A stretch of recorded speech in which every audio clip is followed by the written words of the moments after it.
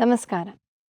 ಅತಿಯಾದ ಅಥವಾ ಅನಗತ್ಯ ಕೂದಲು ಮತ್ತು ಅದನ್ನು ತೆಗೆಯುವ ವಿಧಾನಗಳ ಕುರಿತು ಈ ಅಧಿವೇಶನಕ್ಕೆ ಸ್ವಾಗತ. ಕಾಸ್ಮೆಟಾಲಜಿಯ ವಿದ್ಯಾರ್ಥಿಯಾಗಿ ಅತಿಯಾದ ಅಥವಾ ಅನಗತ್ಯ ಕೂದಲು ತೆಗೆಯುವ ವಿಧಾನಗಳು ಮತ್ತು ಅದರ ಗಮನಾರ್ಹ ಫಲಿತಾಂಶಗಳ ಈ ಪರಿಕಲ್ಪನೆಯನ್ನು ಅರ್ಥ ಮಾಡಿಕೊಳ್ಳುವುದು ಬಹಳ ಮುಖ್ಯ. ಕ್ಲೈಂಟಿನ ಆದ್ಯತೆಗಳ ಆಧಾರದ ಮೇಲೆ ಉತ್ತಮ ಕೂದಲು ತೆಗೆಯುವ ವಿಧಾನವನ್ನು ಶಿಫಾರಸು ಮಾಡಲು ಪ್ರತಿ ವಿಧಾನದ ಅನುಕೂಲತೆಗಳು ಮತ್ತು ಅನಾನುಕೂಲಗಳು ಎರಡನ್ನೂ ನೀವು ಅರ್ಥ ಮಾಡಿಕೊಳ್ಳಬೇಕು ಮತ್ತು ಕ್ಲೈಂಟ್ ಸೌಕರ್ಯವನ್ನು ಪ್ರಮುಖ ಆದ್ಯತೆಯಾಗಿ ಪರಿಗಣಿಸಬೇಕು. ಅಧಿವೇಶನದ ಉದ್ದೇಶಗಳು. ಈ ಅಧಿವೇಶನದ ಕೊನೆಯಲ್ಲಿ ನೀವು ಇವನ್ನು ಮಾಡಬಹುದು: ಕೂದಲಿನ ಬೆಳವಣಿಗೆ ಚಕ್ರವನ್ನು ವಿವರಿಸುವುದು, ಅತಿಯಾದ ಅಥವಾ ಅನಗತ್ಯ ಕೂದಲಿನ ಅರ್ಥವನ್ನು ವಿವರಿಸುವುದು, ಅತಿಯಾದ ಅಥವಾ ಅನಗತ್ಯ ಕೂದಲನ್ನು ತೆಗೆದುಹಾಕುವ ಪ್ರಯೋಜನಗಳನ್ನು ಪಟ್ಟಿ ಮಾಡುವುದು ಮತ್ತು ಅತಿಯಾದ ಅಥವಾ ಅನಗತ್ಯ ಕೂದಲನ್ನು ತೆಗೆದುಹಾಕುವ ವಿವಿಧ ವಿಧಾನಗಳನ್ನು ವಿವರಿಸುವುದು. ಕೂದಲ ಬೆಳವಣಿಗೆಯ ಚಕ್ರದ ವಿವಿಧ ಹಂತಗಳು. ರಕ್ತನಾಳಗಳಿಂದ ಪೋಷಿಸಲ್ಪಟ್ಟ ಕಿರುಚೀಲಗಳಲ್ಲಿ ಚರ್ಮದ ಅಡಿಯಲ್ಲಿ ಕೂದಲು ಬೆಳೆಯುತ್ತದೆ. ಪ್ರತಿಯೊಂದು ಕೂದಲು ಬೆಳವಣಿಗೆ ಮತ್ತು ವಿಶ್ರಾಂತಿಯ ಚಕ್ರದ ಮೂಲಕ ಹೋಗುತ್ತದೆ. ಇದು ಕೂದಲಿನ ಉದ್ದ ಮತ್ತು ದಪ್ಪವನ್ನು ನಿರ್ಧರಿಸುತ್ತದೆ. ಕೂದಲಿನ ಬೆಳವಣಿಗೆಯ ಚಕ್ರವು 4 ಹಂತಗಳನ್ನು ಹೊಂದಿದೆ: ಅನಾಜೆನ್, ಕ್ಯಾಟಜೆನ್, ಟೆಲೋಜೆನ್ ಮತ್ತು ಎಕ್ಸೋಜೆನ್. ಮೊದಲ ಹಂತವಾದ ಅನಾಜೆನ್ ಹಂತದಲ್ಲಿ ಸಕ್ರಿಯ ಬೆಳವಣಿಗೆಯ ಹಂತವು 2 ರಿಂದ 7 ವರ್ಷಗಳವರೆಗೆ ಇರುತ್ತದೆ ಮತ್ತು ಇದು ಕೂದಲಿನ ಉದ್ದವನ್ನು ನಿರ್ಧರಿಸುತ್ತದೆ. ಎರಡನೇ ಹಂತವು ಕ್ಯಾಟಜೆನ್ ಹಂತ. ಇದನ್ನು ಪರಿವರ್ತನೆಯ ಹಂತ ಎಂದು ಕೂಡ ಕರೆಯುತ್ತಾರೆ. ಇದು ಸುಮಾರು 10 ದಿನಗಳವರೆಗೆ ಇರುತ್ತದೆ. ಅಲ್ಲಿ ಕೂದಲಿನ ಕೋಶಕದ ಹೇರ್ ಫಾಲಿಕಲ್ ಕುಗ್ಗುವಿಕೆ ಮತ್ತು ಬೇರ್ಪಡುವಿಕೆ ಸಂಭವಿಸುತ್ತದೆ. ಮೂರನೆಯದು ಟೆಲೋಜೆನ್ ಹಂತ.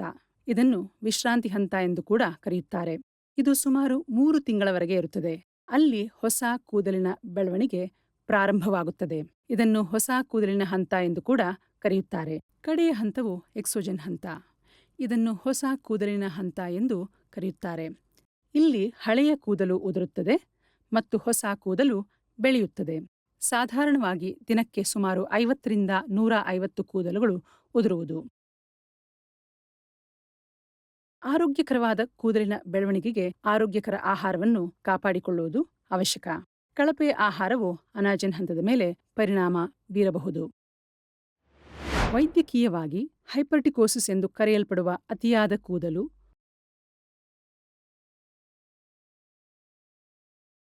ಮುಖ, ಸ್ತನಗಳು, ಬೆನ್ನು ಮತ್ತು ಹೊಟ್ಟೆ ಸೇರಿದಂತೆ ದೇಹದ ವಿವಿಧ ಭಾಗಗಳಲ್ಲಿ ಅತಿಯಾಗಿ ಬೆಳವಣಿಗೆ ಆಗಬಹುದು.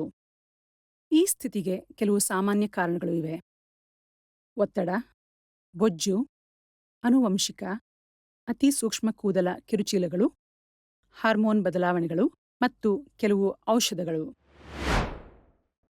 ಅತಿಯಾದ ಕೂದಲು, ಬೆವರು ಮತ್ತು ಕೊಳೆ ಸೇರಿ ಬ್ಯಾಕ್ಟೀರಿಯಾದ ಸೋಂಕುಗಳು ಮತ್ತು ದೇಹದ ದುರ್ಗಂಧವನ್ನು ಉಂಟು ಮಾಡಬಹುದು.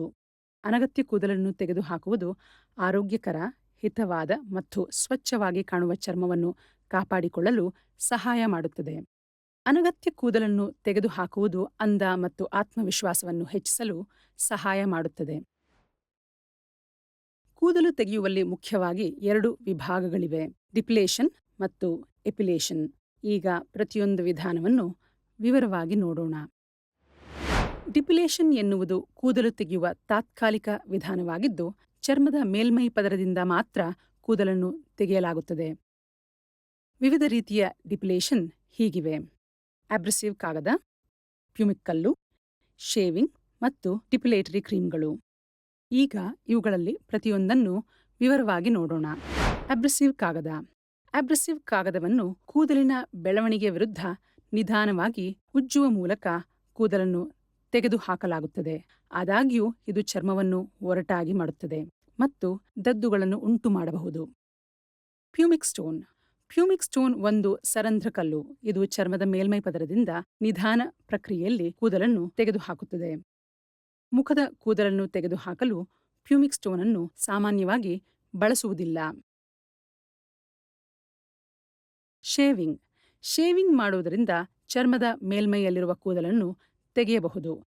ಇದು ತ್ವರಿತ, ನಯವಾದ ಫಲಿತಾಂಶಗಳನ್ನು ನೀಡುತ್ತದೆ ಮತ್ತು ಕೈಕಾಲುಗಳಿಗೆ ಸೂಕ್ತವಾಗಿದೆ. ಡಿಪಿಲೇಟರಿ ಕ್ರೀಮ್ಗಳು. ಡಿಪಿಲೇಟರಿ ಕ್ರೀಮ್ಗಳು ಕೂದಲನ್ನು ಕರಗಿಸುವ ರಾಸಾಯನಿಕಗಳು.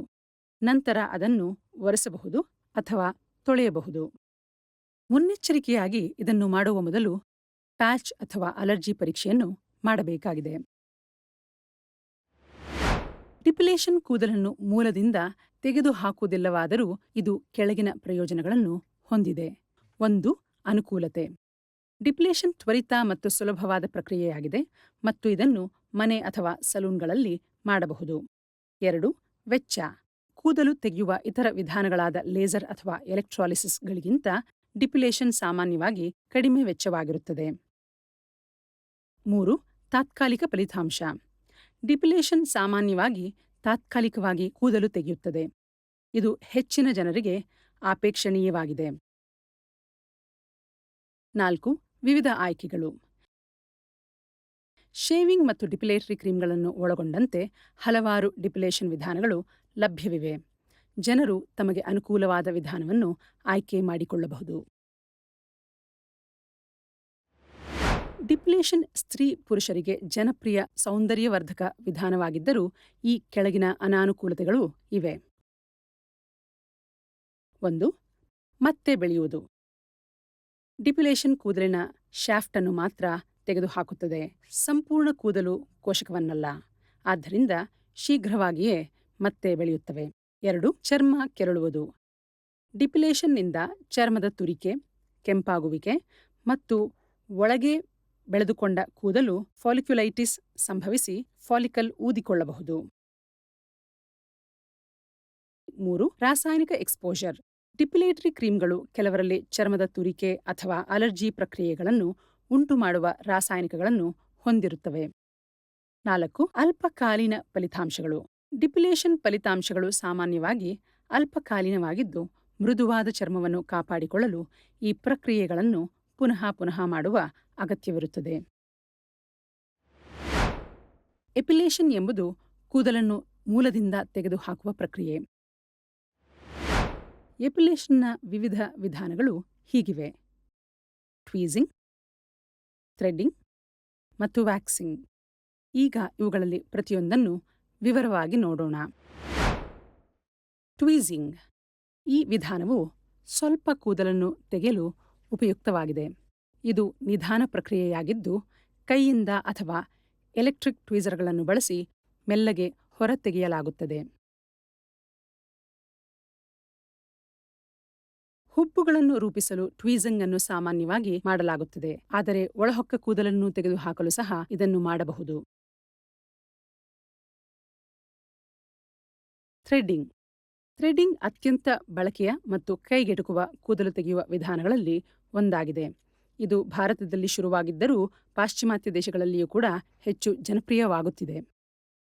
ಸಣ್ಣ ಪ್ರಮಾಣದಲ್ಲಿ ಕೂದಲನ್ನು ತೆಗೆಯಲು ನಿರ್ದಿಷ್ಟ ಥ್ರೆಡ್, ಸಾಮಾನ್ಯವಾಗಿ ಸಂಖ್ಯೆ 40 ಥ್ರೆಡ್ ಅನ್ನು ಬಳಸಲಾಗುತ್ತದೆ.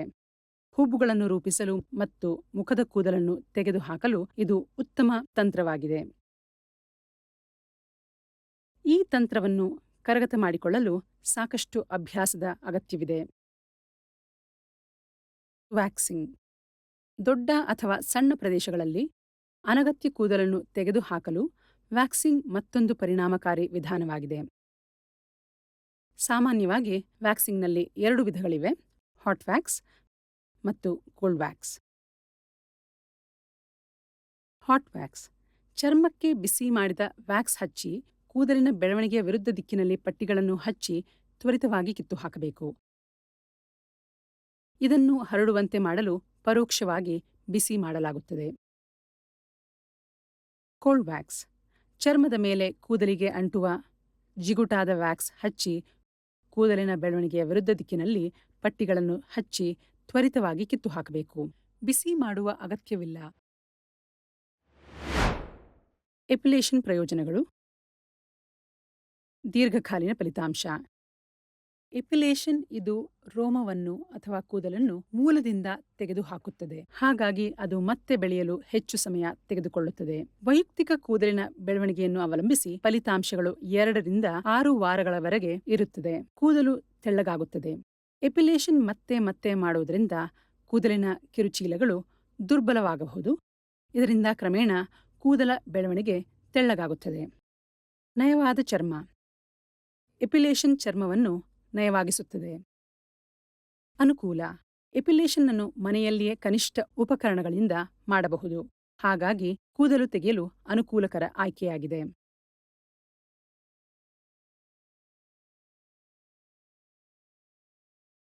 ಎಪಿಲೇಷನ್ ಅನಾನುಕೂಲಗಳು. ಮೊದಲನೇದಾಗಿ ನೋವು. ಎಪಿಲೇಷನ್ ನೋವನ್ನುಂಟು ಮಾಡುತ್ತದೆ ಮತ್ತು ಜನರು ಆ ಜಾಗದಲ್ಲಿ ಕೆಂಪಾಗುವುದು ಮತ್ತು ಊತವನ್ನು ಕೂಡ ಅನುಭವಿಸಬಹುದು. 2. ಇನ್ಗ್ರೋನ್ ಕೂದಲು. ಎಪಿಲೇಷನ್ ಕೆಲವೊಮ್ಮೆ ಇನ್ಗ್ರೋನ್ ಕೂದಲುಗಳಿಗೆ ಕಾರಣವಾಗಬಹುದು. ಅಲ್ಲಿ ಕೂದಲು ಮತ್ತೆ ಚರ್ಮದ ಒಳಕ್ಕೆ ಬೆಳೆಯುತ್ತದೆ ಮತ್ತು ಹಿಂಸೆ ಅಥವಾ ಕಿರಿಕಿರಿಯನ್ನು ಉಂಟುಮಾಡುತ್ತದೆ. 3. ವೆಚ್ಚ. ಎಪಿಲೇಷನ್ ಸಾಮಾನ್ಯವಾಗಿ ಲೇಸರ್ ಅಥವಾ ಎಲೆಕ್ಟ್ರಾಲಿಸಿಸ್ಗಿಂತ ಕಡಿಮೆ ವೆಚ್ಚವಾದರೂ ಪುನರಾವರ್ತನೆ ಹಾಗೂ ವಸ್ತುಗಳನ್ನು ಬದಲಿ ಮಾಡಬೇಕಾದ್ದರಿಂದ ದುಬಾರಿಯಾಗಬಹುದು. 4. ಸಮಯ ತೆಗೆದುಕೊಳ್ಳುವಿಕೆ. ಎಪಿಲೇಷನ್ ದೇಹದ ದೊಡ್ಡ ಭಾಗಗಳಿಗೆ ಮಾಡುವಾಗ ಇತರ ಕೂದಲು ತೆಗೆಯುವ ವಿಧಾನಗಳಿಗಿಂತ ಹೆಚ್ಚು ಸಮಯ ತೆಗೆದುಕೊಳ್ಳಬಹುದು. ಮುಗಿಸುವ ಮೊದಲು ಕಲಿತ ಮುಖ್ಯಾಂಶಗಳನ್ನು ನೋಡೋಣ. ಕೂದಲಿನ ಬೆಳವಣಿಗೆಯ ಚಕ್ರವು 4 ಹಂತಗಳನ್ನು ಒಳಗೊಂಡಿದೆ: ಆನಜನ್, ಕ್ಯಾಟಜನ್, ಟೆಲೋಜನ್ ಮತ್ತು ಎಕ್ಸೋಜನ್. ದೇಹದ ವಿವಿಧ ಭಾಗಗಳಲ್ಲಿ ಅತಿಯಾದ ಕೂದಲು ಬೆಳವಣಿಗೆ ಹೈಪರ್ಟ್ರೈಕೋಸಿಸ್ ಎಂದು ಕರೆಯಲಾಗುತ್ತದೆ. ಅನಗತ್ಯ ಕೂದಲು ತೆಗೆಯಲು 2 ಪ್ರಮುಖ ವಿಧಾನಗಳಿವೆ: ಡಿಪಿಲೇಷನ್ ಮತ್ತು ಎಪಿಲೇಷನ್. ಡಿಪಿಲೇಷನ್ ಎಂದರೆ ಚರ್ಮದ ಮೇಲಿನಿಂದ ಕೂದಲನ್ನು ತೆಗೆಯಬಹುದು. ಎಪಿಲೇಷನ್ ಮೂಲದಿಂದ ಕೂದಲನ್ನು ತೆಗೆದುಹಾಕುವುದು. ನೀವು ಎಲ್ಲ ವಿಷಯಗಳನ್ನು ಅರ್ಥ ಮಾಡಿಕೊಂಡಿದ್ದೀರಿ ಎಂದು ಭಾವಿಸುತ್ತೇನೆ. ಮುಂದಿನ ಅಧಿವೇಶನದಲ್ಲಿ ಮತ್ತೆ ಭೇಟಿಯಾಗೋಣ.